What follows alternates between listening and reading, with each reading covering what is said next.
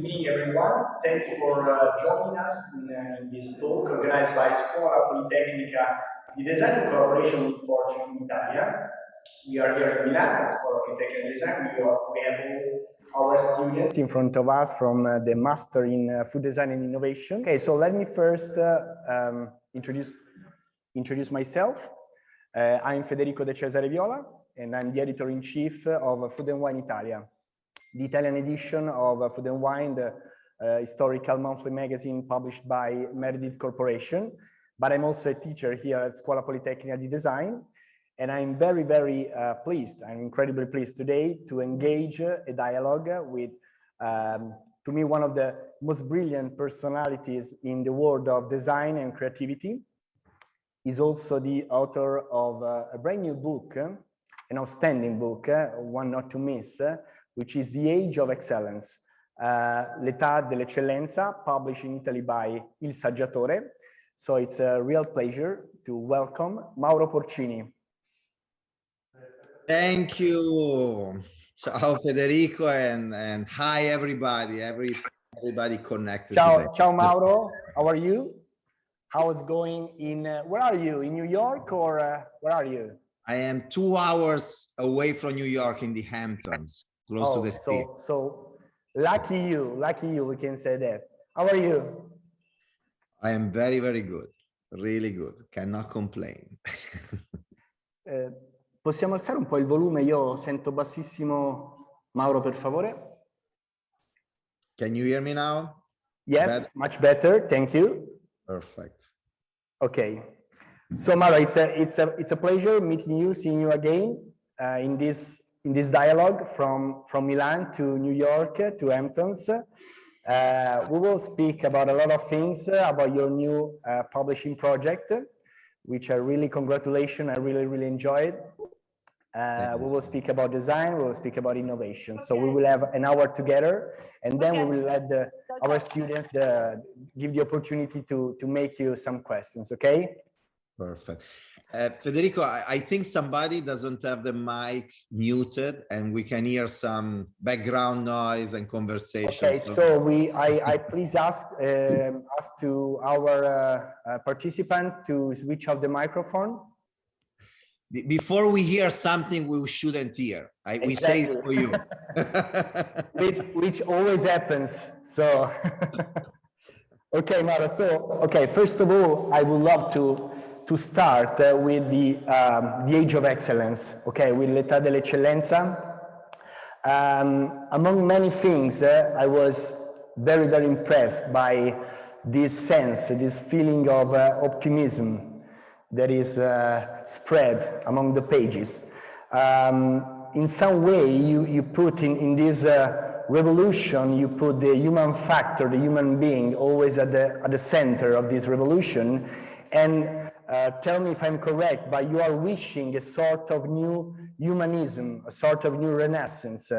Can you tell us something more about it? Look, I think it's a perfect synthesis of the mood of the book, of the vibe of the book. It is a book and is a vision that is coming from a very practical experience with the world we live in, working for more than 20 years in big corporations, and seeing how the world has been changing in the past few years. We're moving from a world where essentially there was a dominance of these big brands and these big companies and, you know, few competition, but the reality is that it was very difficult to enter the market and go compete with these big giant corporations and brands across industries and categories. In a world today where essentially getting access to funding to fund your idea is easier than 20, 30 years ago through platforms like Kickstarter.com as an example, or the variety of different investment funds hunting for ideas to build a new startup. So we live in the age of the startups as well. So getting money is easier. The cost of manufacturing is going down, driven by new technologies and globalization. So to produce is less expensive than in the past in many different fields and sectors. Then you can go finally straight to consumers, users, people, as I like to call them, through the e-commerce platforms. And you can build your ecosystem of communication through social media. So in all these areas, the companies, the big corporations in the past were building barrier to entry through scale of production, scale of distribution, and scale of communication. It was so tough to go compete with Pepsi, Coca-Cola, Nestlé, many other brands, simply because you couldn't get access to Esselunga, Carrefour, or Walmart, or because you didn't have the money to do television advertising.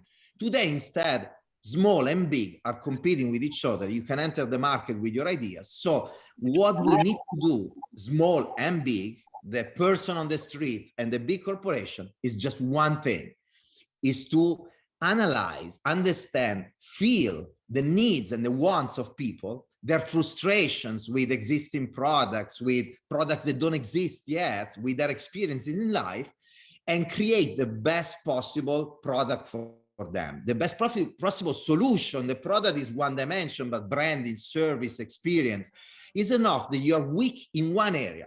For instance, you have a beautiful brand, an amazing product, but you're not sustainable. That your competitor will create a beautiful brand, an amazing product, also sustainable. Is one of the reasons why today we talk more than ever about sustainability, health and wellness, personalization, because once again, you need to create excellence. Mediocrity is not defendable as it used to be in the past in many industries. And so either you refocus not just your projects, but the culture of your company on creating value for the human being, or you are screwed, you are in trouble. And so that's why there is this positivity, this optimism, because this is a Darwinian kind of competition to really create excellence in the society, in the products that we develop. Excellence will win over time, industry after industry. Yeah. Well, Mauro, you mentioned before going live, we were speaking before about sustainability. Well, you just mentioned, that's also part of your book. Now, how controversial is today to speak about some topics like sustainability is, no? How controversial some words are today. Can you tell us something more? Because you make also some examples, some specific examples in your book. Yeah, look, there is often a very superficial understanding or analysis of many problems, not just sustainability. We live in this world where we are bombarded by different topics.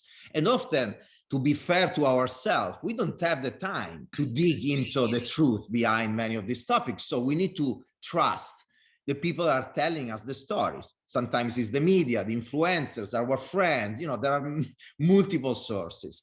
And so this is, in this way, some trends are created. And now there is this trend on sustainability that often is very the read of sustainability is very superficial. There is this attack, for instance, on plastic bags. I talk about this in the book. The reality is that there are multiple studies, and in the book I refer to a specific one that show that what we think is a sustainable alternative, that is a cotton bag versus the disposable plastic bag. Well, the impact on the environment of that disposable the reusable cotton bag is by far higher. The negative impact on the environment is by far higher than the plastic bag. To essentially compare the impact of the cotton bag with a plastic bag, you will need more than, I don't remember exactly how many years, but more than 100 years of life of that one cotton bag to replace the impact of the plastic bag. Essentially, you need to use it all your life, give it to your kids, and probably give it to the kids of your kids, depending on how long you live. Yeah. And by the way, the moment you start to wash the bag, you have a new negative impact. So this is making the life even longer. So again, this is true in plastic. You know, we have this attack on plastic in every category, in food and beverage, in detergents, in many categories, disposable plastic. The reality is that the overall impact of plastic compared to metal, compared to glass, for instance, some materials that are alternative to plastic in packaging, if the plastic is recycled plastic, for instance, in our world, recycled PET, and you actually then recycle the recycled plastic, well, the impact is by far lower the one of plastic, compared to the one of glass and aluminum, for instance, because of the energy that you need to use to produce those kind of materials and those kind of packaging with those materials, the transportation, the carbon footprint of that kind of material that is higher. You need a different kind of packaging to protect it. So you need additional material to protect, for instance, both cans and glass.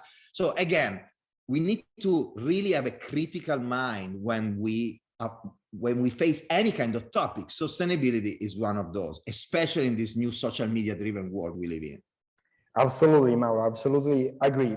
Mauro, I guess this book you created, you wrote this book during all the pandemic season.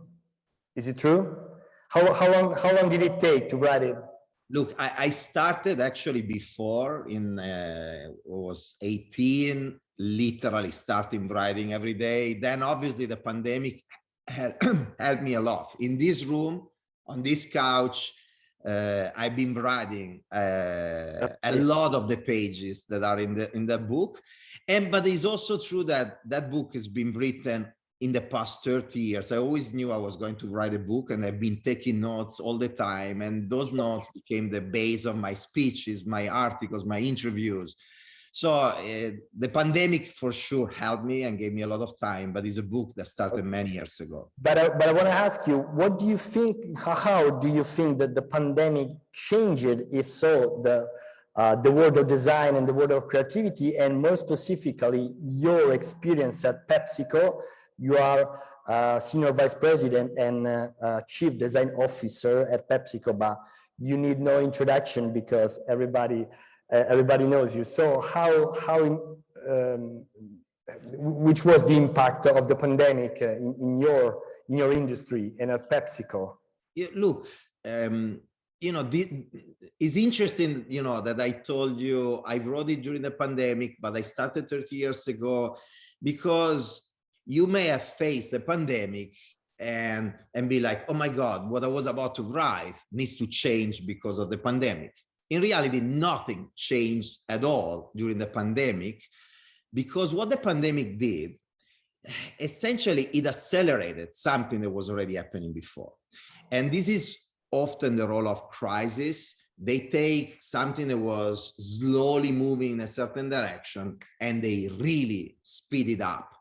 Eventually they may stop something, but if something stopped after a big crisis, it's because it was already relevant before. So it accelerated also the death of something that was not relevant. So what was the biggest acceleration? I think, first of all, the role of technology as an enabler.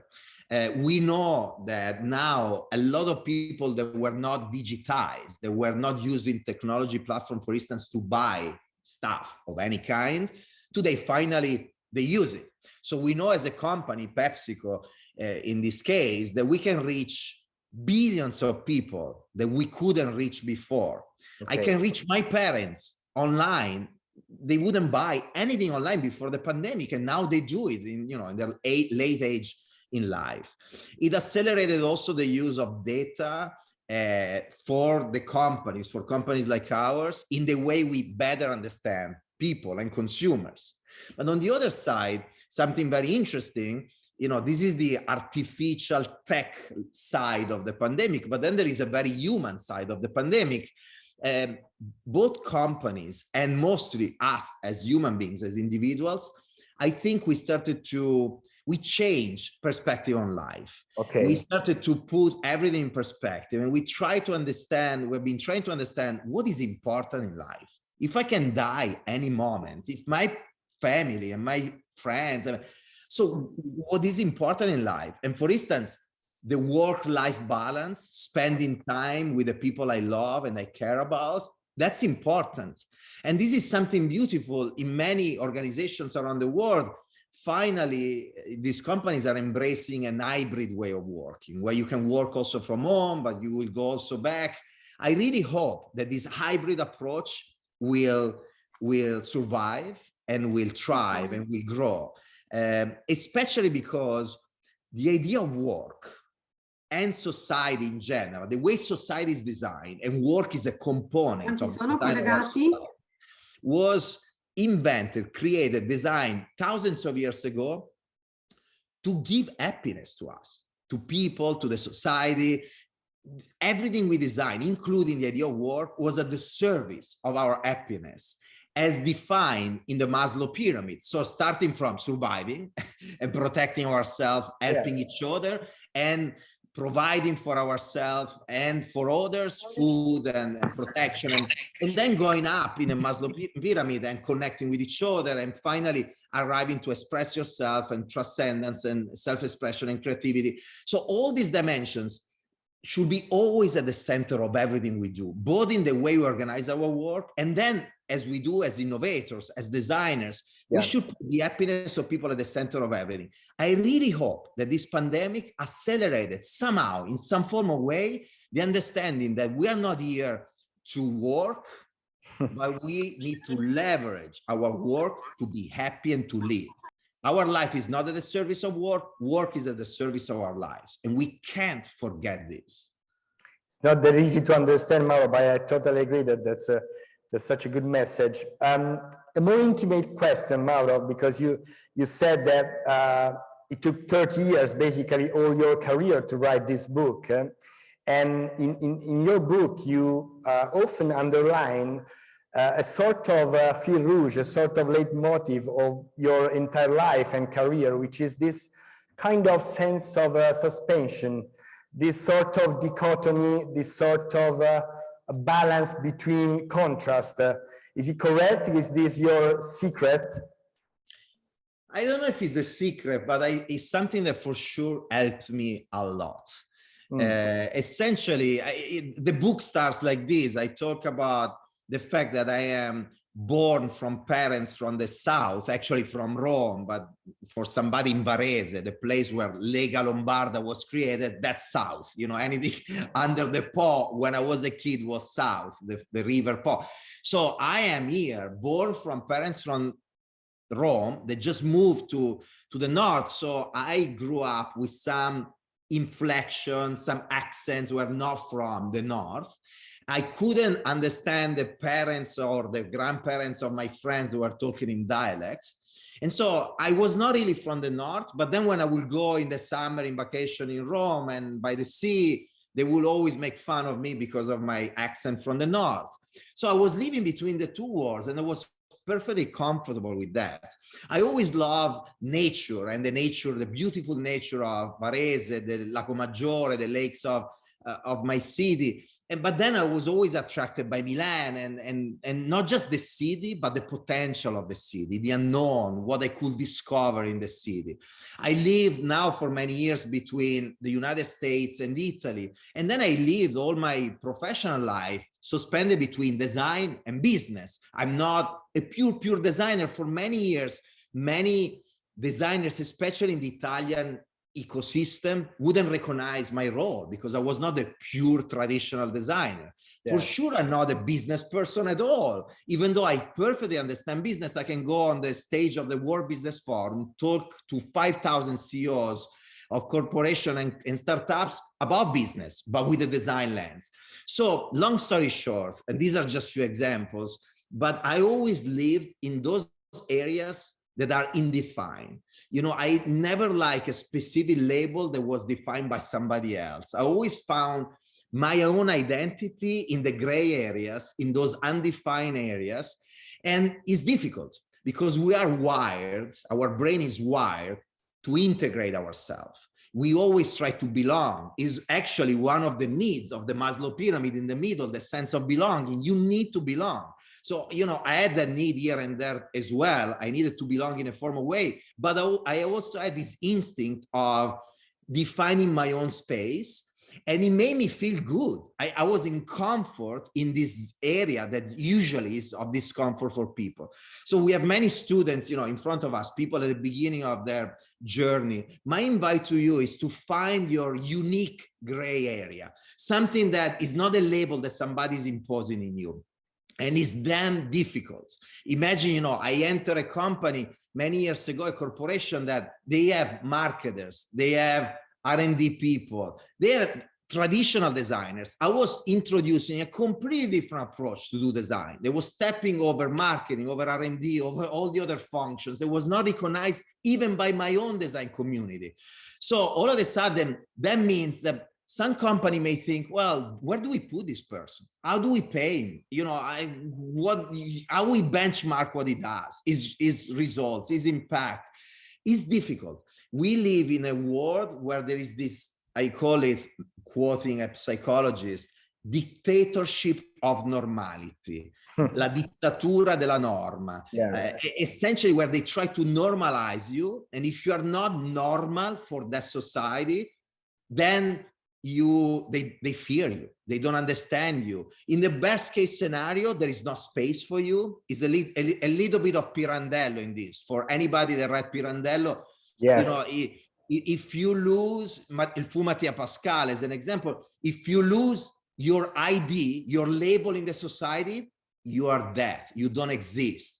You think it's just a label, but it's your way to exist. This is how we exist in this society. So to build your own label is incredibly difficult, but if you succeed, you are the only one having the label. You are unique, you are different. And by the way, this is about you, personal branding, your journey in life and at work. But then this is true also in the product you design, in the brand you design. When you try to understand your category of products, but you try to do something that doesn't belong to the category. And in consumer research, consumers, they will tell you, oh, we're not familiar with this. We don't recognize you. The companies will be afraid to take a risk on something that is not, recognizable, familiar to people. And this is the risk of doing innovation. This is why innovation is so uncomfortable, but this is what we need to do all the time, innovate and create value for the society, for people, for the planet. Well, I really think that this is super inspiring also for our students here, Mauro. Thank you.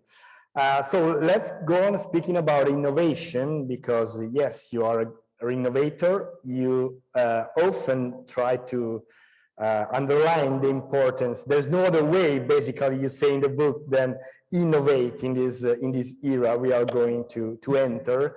And my question is, Mauro, you say that in the same moment, when we think about something innovative, or when we discover or when we use something that is changing our life in a better way, well, this is already old, because there's already something new, something newer that is changing again our world in our daily life. So my question is how a company could stay relevant, consistent in a world like ours, which is hyper-connected, hyper-fast. How is it possible? Look, the only way is to design the right culture inside the organization and have the right people inside the organization that are constantly in tune with the trends. They understand what's going on out there in 3 dimensions. The 3 pillars of innovation, the world of desirability, understanding people, human beings, behavior of people, and from mega trends all the way to the behavior with your category of products. The second dimension is the world of business, understanding what's going on out there, business models, brands, anything that is business related. And then the world of technology, how technology is advancing. So you need inside the company people that are curious, polyglots, able to understand the different dimensions, always hunting for the new, understanding the new, being in touch with what's going on in the world. And that's why I talk about culture and people. I came to the conclusion very early on in my professional journey, because many years ago, for instance, I was at 3M. I joined this tech-driven company from Minnesota almost 20 years ago. Yeah, as head of design for the consumer business in Europe. And they were asking me to do design projects. I realized very quickly, that what I asked myself was why they are asking me to do these design projects. And this is something that I learned earlier, even before 3M, in my experience with Claudio Cecchetto, with the amazing show business producer, talent scout, celebrity in Italy. Many of you will know Claudio, the guy behind Giovanotti, Fabio Volo, Fiorello, many Italian celebrities today. But working with him for 3 years, with my own agency with him, we built a company together. What I learned from Claudio was this idea of always innovating, always trying to do something different. And also this approach that, by the way, is typical of the philosopher or typical of the children as well. The philosopher is in a conscious way, the children in an unconscious way. The approach of always asking yourself why. And then when you have an answer, why again? And when you have an answer to that, why again? Until you arrive to the primary cause, to the root cause. Why people are asking you to do something? And so in the case of 3M, going back to 3M, they were asking me to redesign few products in the portfolio of the company.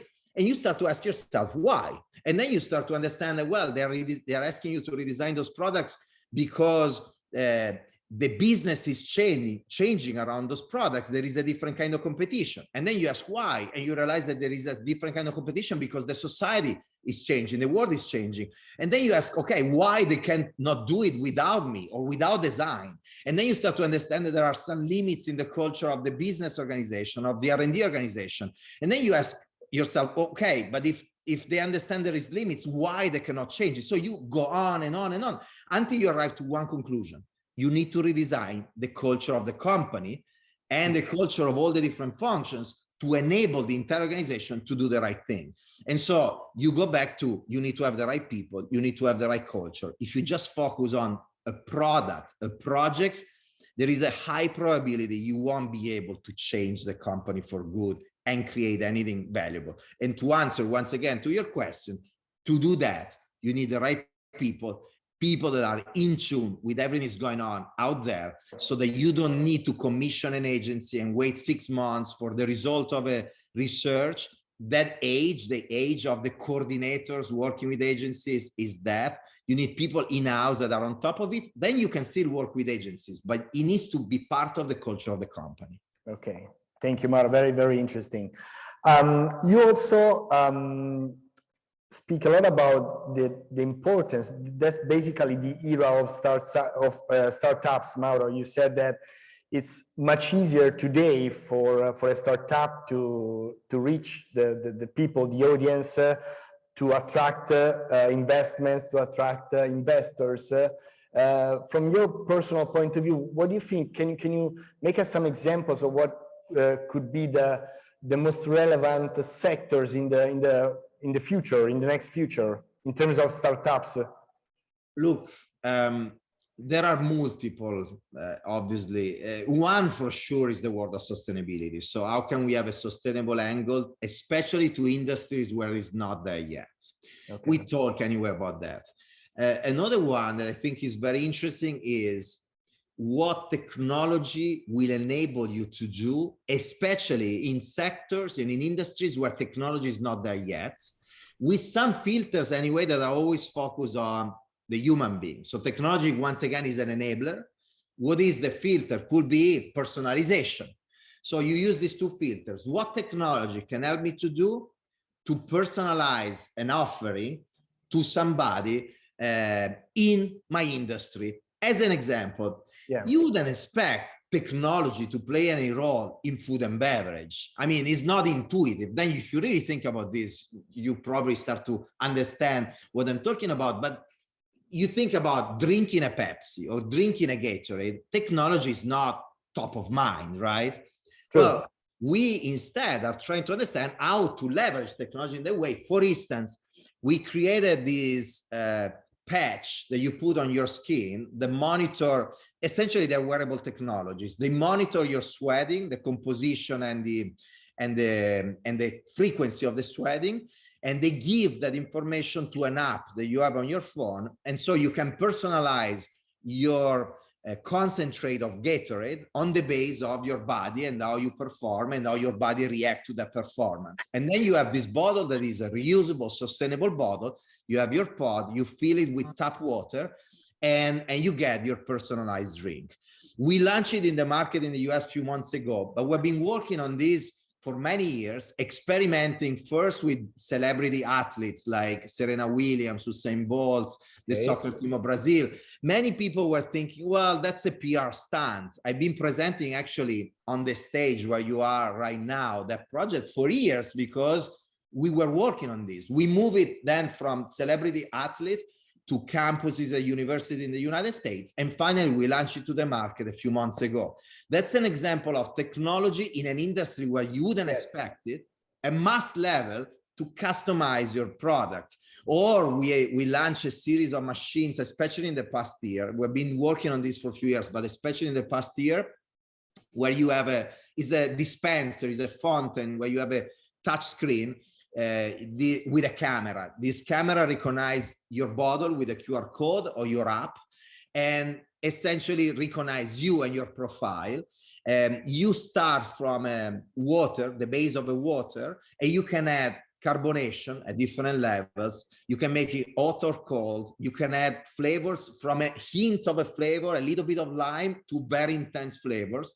And finally, in a few months, we launch also the possibility of adding vitamins, B12, electrolytes, so functional ingredients.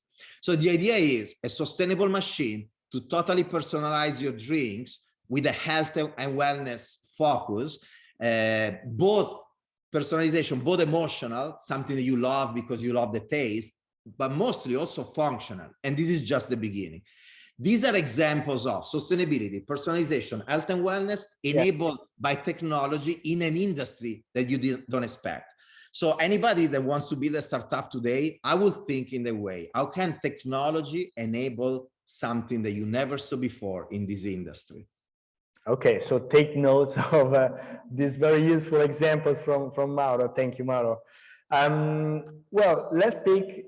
Again, we are always speaking about design, but I want to be a little in depth with because there are many chapters in your book dedicated to trying to find the best definition possible for what design is, what design should be.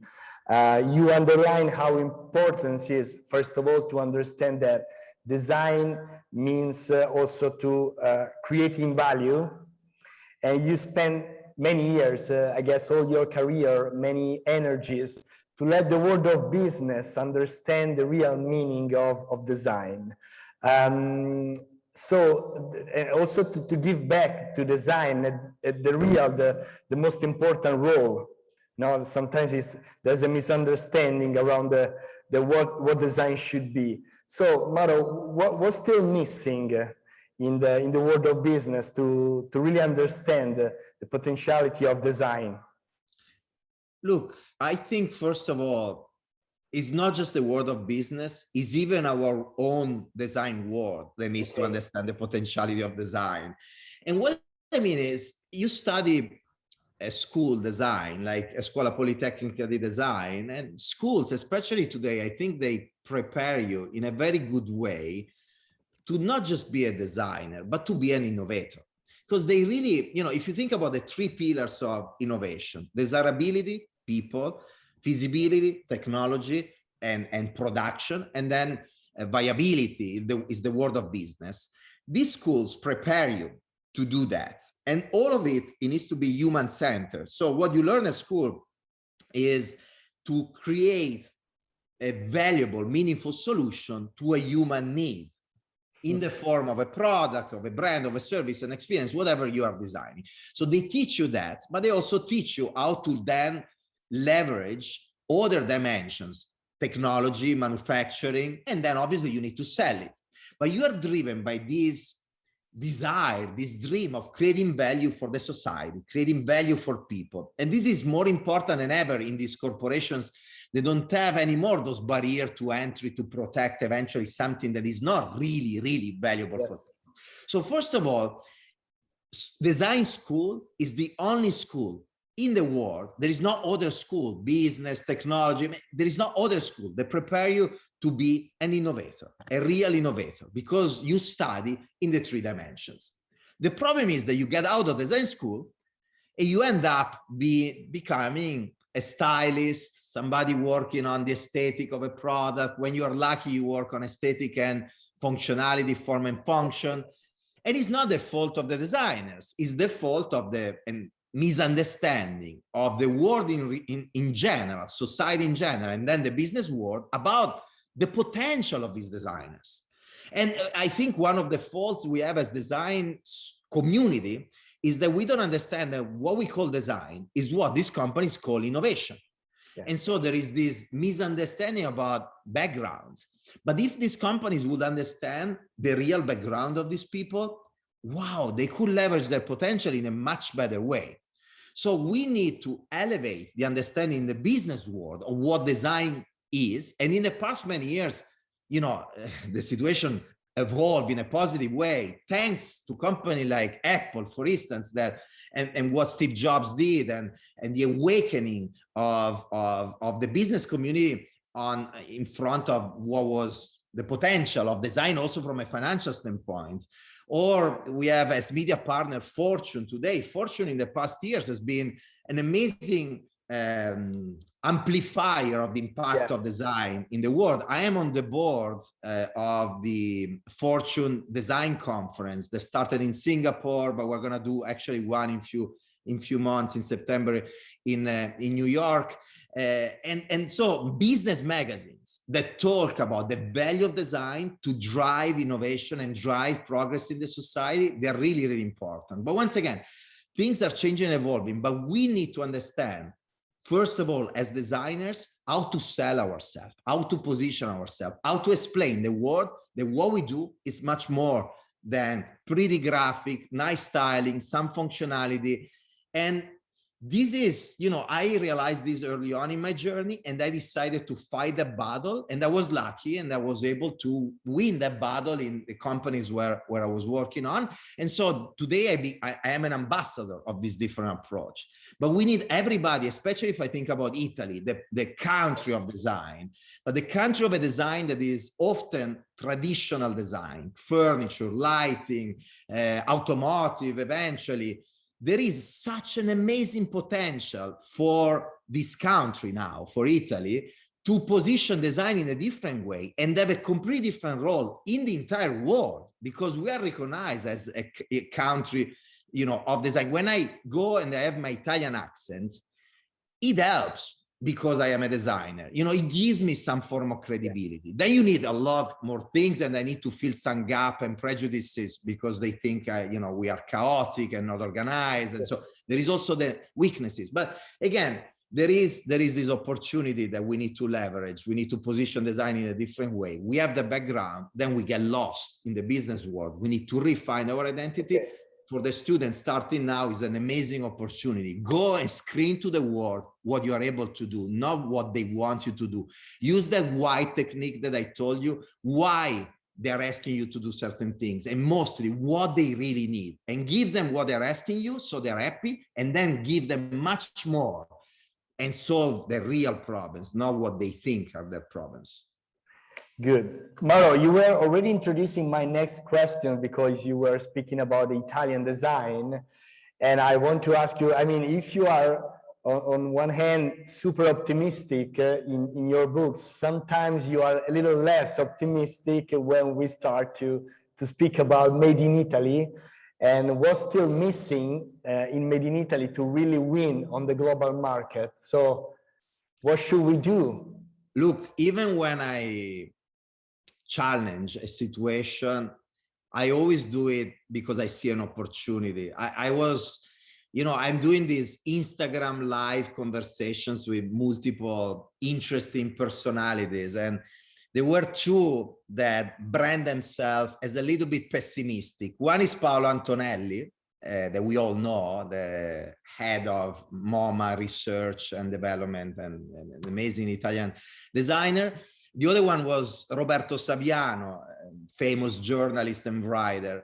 And both of them, you know, often they're labeled as pessimist, or anyway, they say, oh, I don't have a very optimistic view of the world. And I was telling them in those interviews that you can find in my Instagram if you want, but I was telling them, I think you are anyway optimist. The moment you decide to challenge the status quo, to do an exhibit like the one Paolo Antonelli did in Triennale a couple of years ago to challenge where the planet is going, or, you know, that fights, the Saviano fights regularly, no matter if you agree with his ideas or not, but those are fights of people that are trying to wake up the world and try to change the world. So going back to your question, yeah, sometimes I'm like, but why we don't understand the opportunity that we have? But again, with the idea that we can change this. What is the challenge of Italy? I had so many speeches, conversations, conferences, especially with Italian entrepreneurs or politicians. When we talk about relaunching the country, they talk about made in Italy. And so my message is, we do need made in Italy. Don't take me wrong. Absolutely, we have absolutely a value in this. Let's invest in it. Okay. But we have so much more that we can do. We have this, you know, we need to think about the international landscape. I think sometimes we are in Italy, we just look at Italy, we try to compete with each other, and to go out of the country helps putting everything in perspective. So I'm here out of the US, but mostly in a global company, and I see Italy versus China, Brazil, Norway, you know, all the countries, and each of them has a different characteristic. And of course, you want to invest in technology, in producing locally. Everybody want to produce locally, every country. And you think in Italy, for instance, that we are amazing in producing in luxury locally, without understanding that the quality of production of China now is equivalent to the one in Italy, essentially everywhere. Because in the past years, they've been investing in education. They have, you know, access to the materials in the same way. And often they also have the scale that we don't have to reduce the cost, plus a variety of different things that we know about China to reduce even further the cost. So my point is, we are living in this illusion of competitive advantages that we are losing. But then we do have one competitive advantage that nobody will ever be able to remove from us. And is what I call the cultural brand of Italy. Yes. Essentially, this mix of design, art, fashion, and then the world of literature, philosophy, our culture, and then the world of food and the culinary tradition, and finally, the beauty of this country from a natural standpoint, and the density of the beauty in such a small surface, all linked together by la dolce vita, by a lifestyle that is typically Italian. So that when I travel the world and I say I'm Italian, people immediately, you know, the eyes light up and people immediately associate I am Italian to what I just described. So what I'm saying is, we have this cultural brand Italy.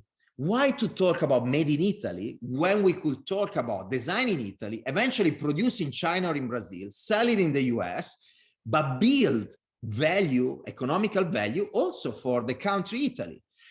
If you think about the industries where we are design leaders, furniture or fashion, well, the biggest furniture company in the world is Swedish, is IKEA.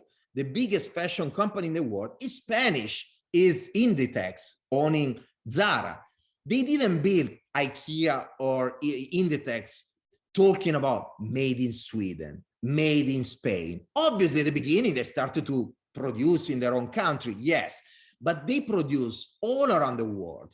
So the idea of producing in Italy to relaunch our economy is very small, is a small thinking, because we live in a global economy and we could play a much bigger role. So invest in the made in Italy, yes, but there is a full potential that we're not leveraging today, that with a competitive advantage that nobody can beat us on, because the Italian approach is unique to us. Norway cannot do the Italian approach. They will have the Norway approach that I respect, is beautiful, but it's different. And so this is something we should leverage. Okay. Thanks, Mauro. For my next question, I could quote the novel and the movie Fantastic Beasts and Where to Find Them, because I'm asking you, who are the unicorns, Mauro? Well, many years ago, I was analyzing all the different processes of innovation and design of many companies to understand what kind of approach to build at 3M. And then I started to do all kinds of projects in-house or with firms like IDEO and many others. And I started to look at all the projects, and there were some that were succeeding and some that were failing, both in 3M and then in other companies.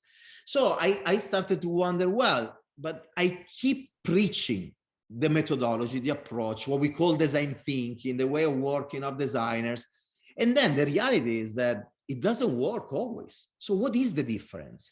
And they realized very quickly something extremely obvious. The difference is the people behind the process. The process is a brush. Put a brush in the hands of Picasso or in the hands of a kid, the result will be very different. We spend so much time in companies to talk about the brush and the material and all the different details, millions of dollars spent with consultancy to design the perfect brush. And we forget about Picasso. And Picasso is not just the talent I'm talking about. It's not just the technical talent. So again, when I was at 3M, I was like, oh, the talents are important. I'm going to hire the best. I hired the best recruiters in the planet that we could afford. And I started to receive all this resume of amazing people. And then I would interview them, and they realized that they were missing some skills. They were not the technical skills, but were other skills who were vital to make the difference. So I came up with this idea of the unicorns, these ideal innovators, and with a list of characteristics that you will never have all of them to the extreme. That's why the unicorn is called in that way. It's something you want to tend to. It's like an idea in the Plato world, the philosopher Plato talking about the world of ideas.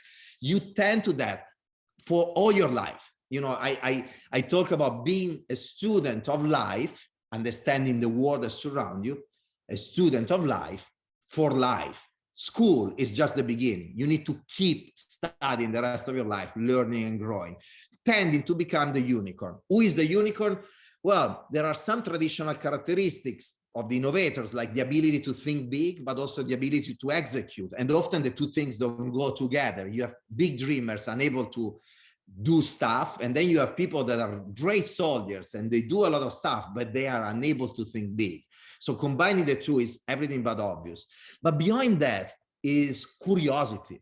We literally try to understand how curious are the people in our teams, because curiosity drives their growth. They enter as graphic designers, or industrial designers, but the curious ones are the ones that then talk with the other discipline. They are graphic designers, and they try to learn a little bit of industrial design, a little bit of digital, a little bit of experience, and they grow and they grow, and they understand that having people inside the design team of PepsiCo that do other things is an opportunity. And then they go beyond design. They learn from the marketers. I don't have an MBA, but as I told you earlier, I speak to CEOs of corporations and startups from all around the world on very prestigious stages about business. My MBA has been 3M and PepsiCo, but also driven by that curiosity to learn and understand that I have so much to learn, the potential of what you have in front of you. Curiosity is one characteristic, but I talk about optimism, respect, the value of humbleness combined with confidence, resilience. And there is always a link between these values and something that somehow these ethical human values and then the business value. Because I know that if I just talk about this value, it's going to be a beautiful, romantic idea, but nobody cares in the world we live in. But over the years, I linked this value to productivity, to efficiency, to creation of business value for the world and the society. And this is when people start to care. And I will close with one comment that for me was a surprise. The beauty of putting something out there. It could be a design, it could be art, it could be a book.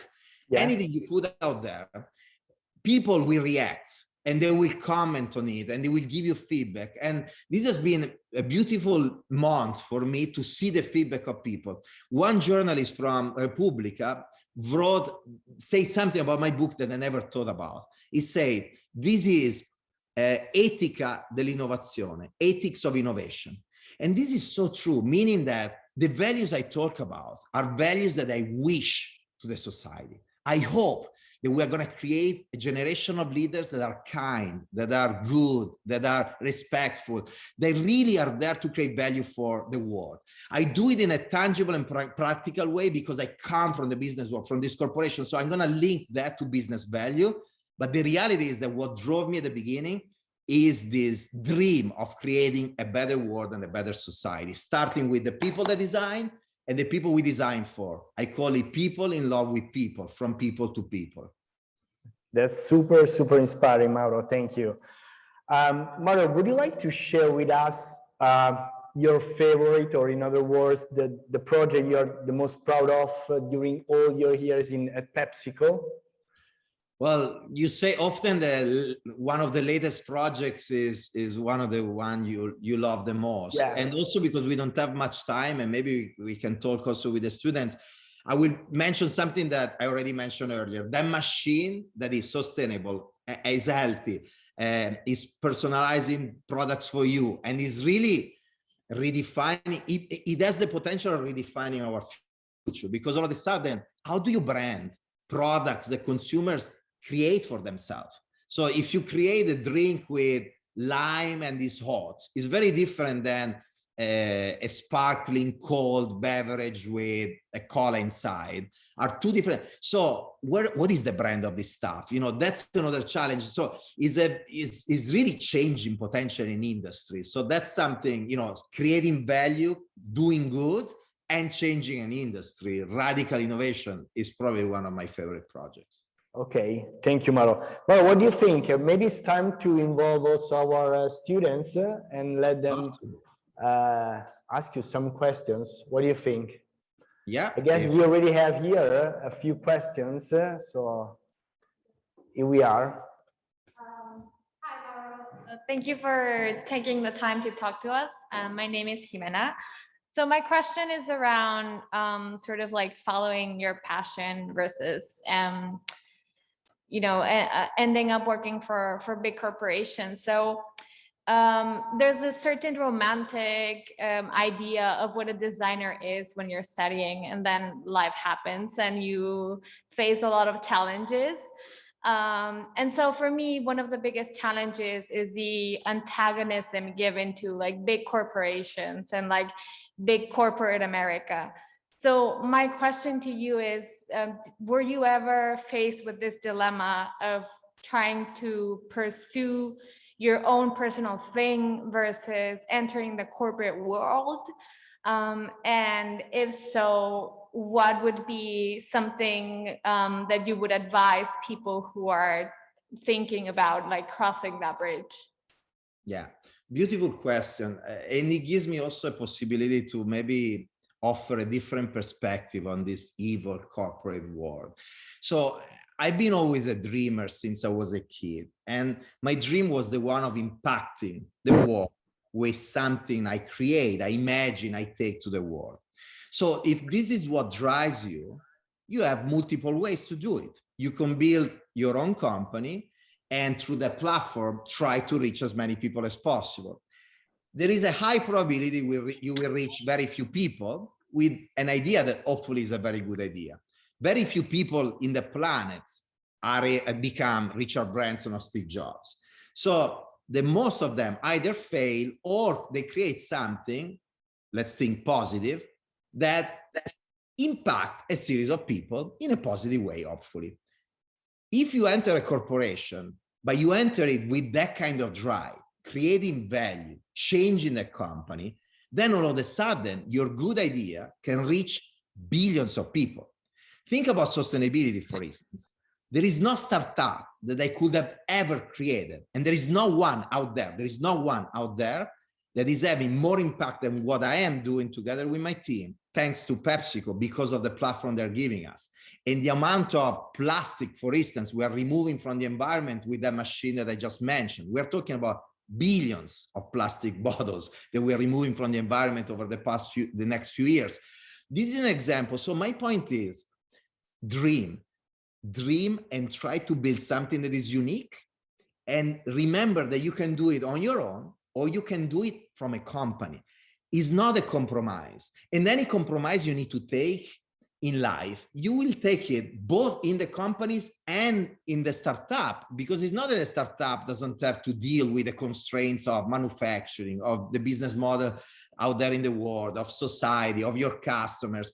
So, and by the way, the interesting thing is that the vast majority of these startups, their goal is to sell to these corporations. So if you think about the situation, so again, if you are still driven, if it's not just about making money with a startup, but it's about creating value for the world, you will realize very soon that your valuable product needs a corporation to reach as many people as possible, as fast as possible. So you're right to the same conclusion. You're selling to, you know, what you were considered eventually the evil, your good idea, because you know that by yourself, you will never have enough impact fast enough. And so let's think positive about this company as a platform to do good, and let's get in and change things from within. The impact will be really big. Thank you, Mauro. Next question. We have another one. Hello, I have a question about working as designer. I worked in PepsiCo last year in the China team. And my question is, what do you think is the main challenge for designer working in an in-house design team and external design agency?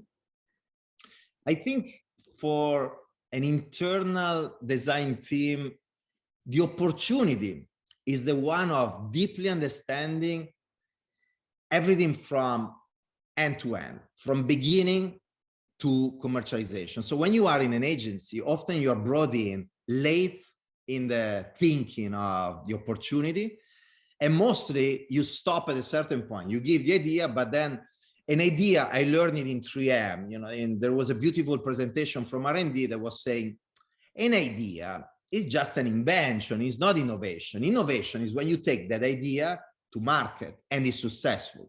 So what you need to do when you face all the different constraints from a technology standpoint, manufacturability standpoint, business model, cost, but also culture of the company, unwillingness to take risk, all of that is what defines innovation. So there is a lot of agencies out there that are saying, oh, I had this innovative idea, I sold it to the company, and they butcher it because they don't get it. The reality is that that's not innovation. You have plenty of good ideas coming from agencies, coming from inside. Innovation is how to take it to market. This is the difference between Steve Jobs, Richard Branson, and the millions of people that didn't do what they did. It was not the idea. They all had those ideas probably were ideas of many other people, but they took it to market and they've been successful. So that's the beauty of working in-house. But when you work in-house, you need to understand that your job is not just doing that project. Your job is to deeply understand the business variables, the technology variable, the culture of the company, and how to change it progressively and get excited by the progress that you see happening and not frustrated by the lack of progress that eventually is not happening fast enough. And so this is the struggle if you want to work in those corporations. I talk about this in the book. You need to step back and be able to put things in perspective and see where you came from. Because too many times we are in the middle of the forest. We see all the obstacles and the animals that attack you, and you are unable to see how much path you already, where you're coming from and the progress you already did, and remind where you're going. So you need a kind of energy and ability within the company. And then it's fun, because many of the people that join us from agencies gave me this feedback. I came here because I can have an idea and take it to market, instead of having an idea, producing it, and I mean, selling it to a company and never seeing it into the market. And last but not least, and I close, in a company, you also have the opportunity to help the company understanding what are the opportunities. Because without designers in-house, they may not see new opportunities. So you can come up with new ideas and new things that they wouldn't expect at all. They wouldn't come up by themselves with. If you work within the company, you understand the opportunity from within the company. Thank you, Mauro. We have another questions here from our students.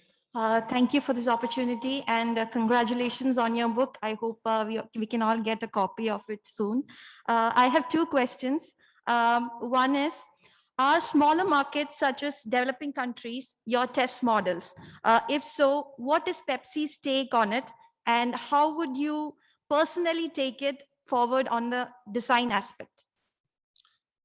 Look, yes, we are using multiple markets to test ideas, and then it depends on the market and the opportunity that the market gives us. Sometimes it's because the volume of the business is small enough that even if we fail, it's not a big problem. So we test and we try and we experiment.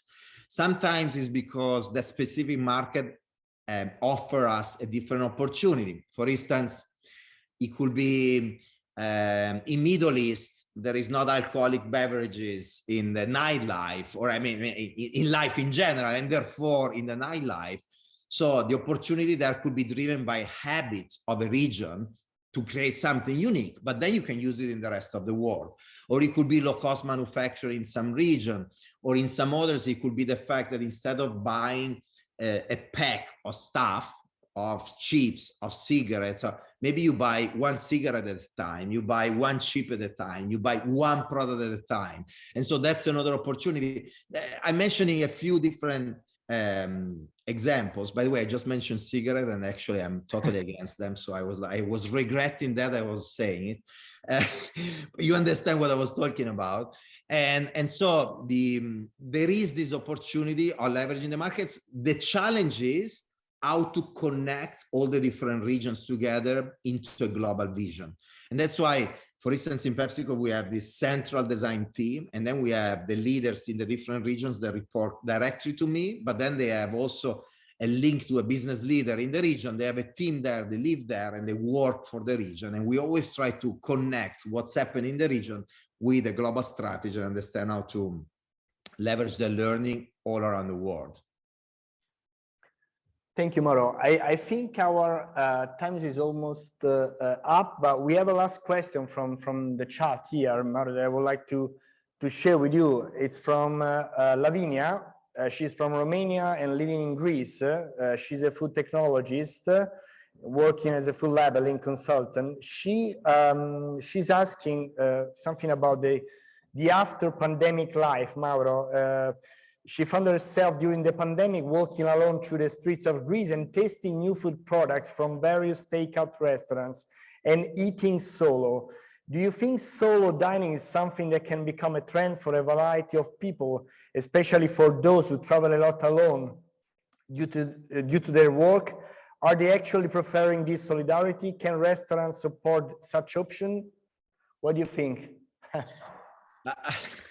I think, first of all, I do think that we are social animals in general. So many people, the most of the people, if you think about the masses, they want to socialize, and they go out actually to socialize.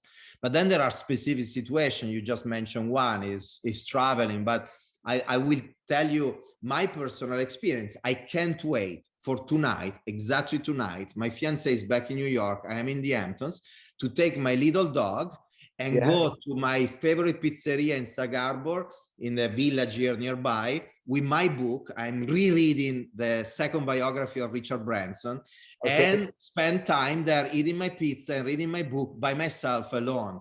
So there will be always space for that. And I think it's an interesting opportunity because there is nothing dedicated to solo diners. And actually, if you take the American apps, for instance, to like OpenTable or Razy to book restaurants, there is not the option to book for one person. They start for two, because obviously it's not an interesting business. It's this half of what you could make with two people on a table, but they occupy the same amount of space.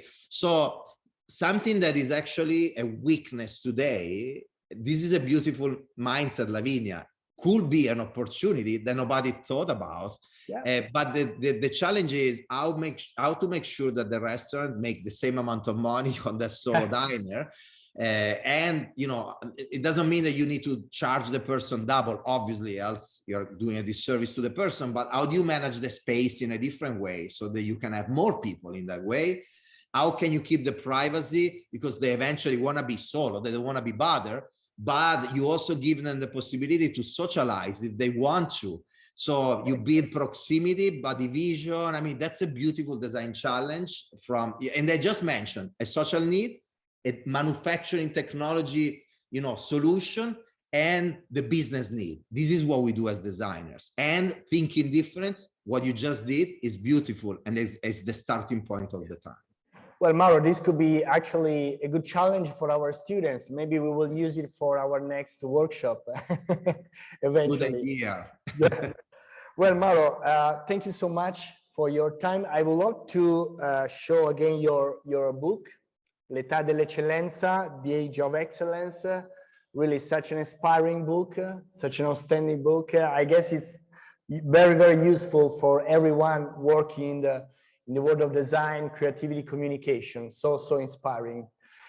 Look, Federico, I've been presenting this book in all kinds of stages, television, media, everywhere. But I particularly love to present it to students that are starting their journey. I wrote this book literally thinking about the kids that I don't have yet, that I want to have in the future, and concentrating there so many things that I learned in this journey that I wish somebody would have told me early on.